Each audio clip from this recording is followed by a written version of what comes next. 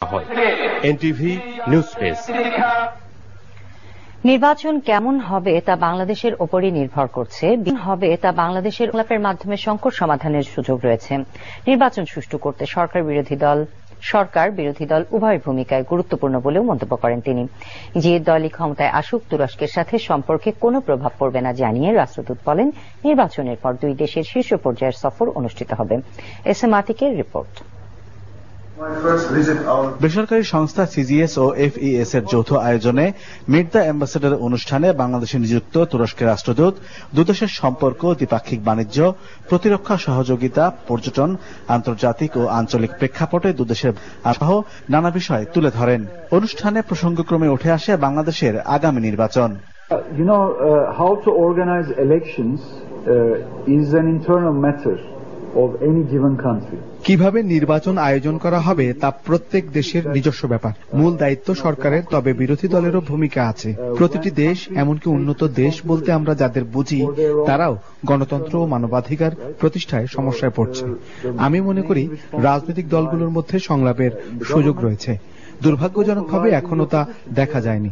বিএনপির শীর্ষ পর্যায়ে আমি দেখা করেছি, তাদের অভিযোগ, উৎকণ্ঠা শুনেছি। রাজনৈতিক দলগুলোর একসাথে বসা ও কথা বলা উচিত।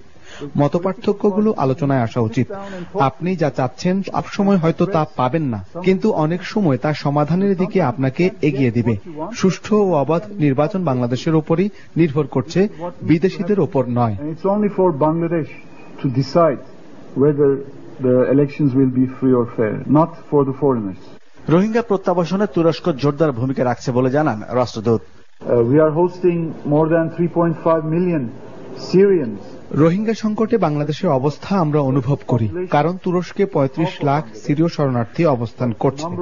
বিভিন্ন ফোরাম, সংস্থা, সম্মেলনে শুরু থেকেই রোহিঙ্গা ইস্যুতে তুরস্ক বাংলাদেশের পাশে ছিল। তবে দুর্ভাগ্যজনক বিষয় হলো, এখনো মিয়ানমারে প্রত্যাবাসন উপযোগী পরিবেশ তৈরি হয়নি। তবে আন্তর্জাতিক ফোরামে রোহিঙ্গা ইস্যু যেন আলোচনার এজেন্ডায় উপরের দিকেই থাকে, সে চেষ্টা থাকবে তুরস্কের।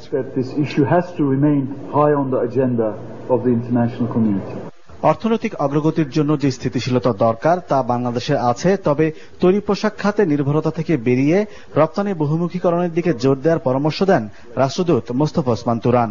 চীন ও ভারতের সাথে সহযোগিতার সম্পর্ক বজায় রাখায় বাংলাদেশের প্রশংসা করেন তিনি। S M Atik, NTV news, Dhaka. বাংলাদেশের অভ্যন্তরীণ বিষয় নিয়ে কোনো রাষ্ট্রদূতের নাক গলানো